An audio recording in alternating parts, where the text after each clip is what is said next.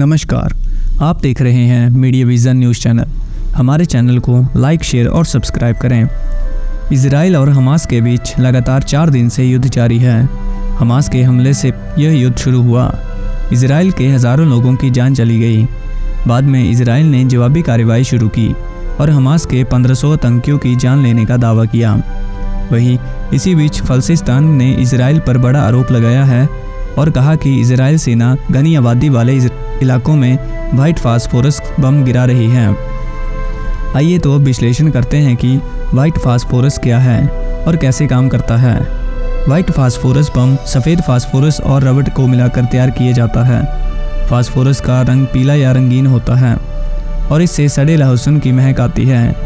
इसकी खूबियाँ यह है कि यह ऑक्सीजन के संपर्क में आते ही आग पकड़ लेता है और फिर इसे पानी से भी नहीं बुझाया जा सकता। ऑक्सीजन के लिए फास्फोरस रेडिएटर्स का काम करता है, इसलिए जहाँ भी गिरता है वहाँ की सारी ऑक्सीजन सोख लेता है। ऐसे में जो लोग व्हाइट फास्फोरस की चपेट में आते हैं वे जलते तो नहीं हैं, पर दम घुटने की वजह से मर जाते हैं।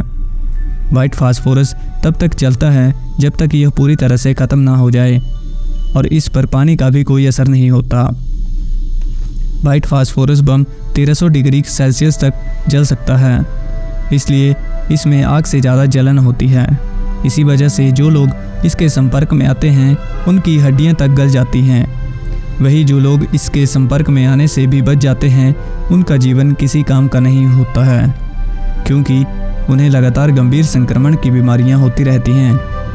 व्हाइट फास्फोरस के संपर्क में आने वाले व्यक्ति की उम्र अपने आप कम हो जाती है, क्योंकि यह त्वचा से होती हुई खून में पहुंच जाता है।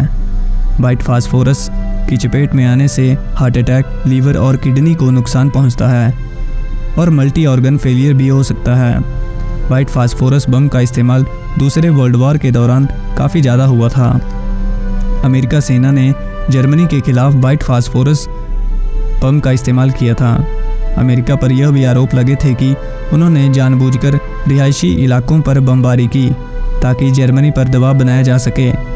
1977 में स्विट्ज़रलैंड के जिनेवा में हुए कन्वेंशन में व्हाइट फास्फोरस के इस्तेमाल को लेकर नियम बनाए गए, जिसके तहत आम लोगों की मौजूदगी में इसके इस्तेमाल पर प्रतिबंध लगा दिया गया।